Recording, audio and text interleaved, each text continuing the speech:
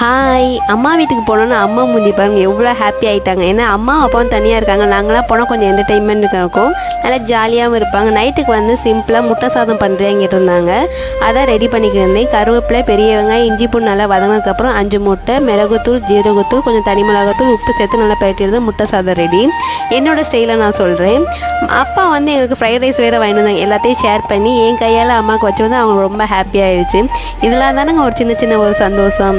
முதல்ல வேலை செய்ய மாட்டேன், ஆனால் இப்போலாம் வேலை பண்ணுறது ரொம்ப பிடிச்சிருக்கு. மறுநாள் காலையில் அம்மா கையால் டீ ஆற்றி கொடுத்துருந்தாங்க. அதே ஹாப்பியாக முடிச்சுட்டு நான் நான்வெஜ் நல்லா பண்ணுறதுனால அம்மா என்னையே பண்ண சொல்லியிருந்தாங்க. சிம்பிளாக இறால் தொக்கு, மீன் குழம்பு, மீன் வறுவல், முட்டை அதெல்லாம் வச்சு சாப்பிட்ருந்தோம்.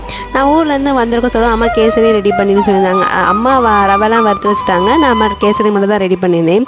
சின்ன சின்ன வேலை பார்க்குறது அவங்களுக்கு சந்தோஷம், எனக்கும் சந்தோஷம் தானே. வீட்டில் போய் சும்மா உட்காந்து சாப்பிட்டு வராமல். நெக்ஸ்ட் வீடியோவில் பார்ப்போம். இதே மாதிரி நம்ம வீடியோக்கு சப்போர்ட் பண்ணுங்கள். பாய்.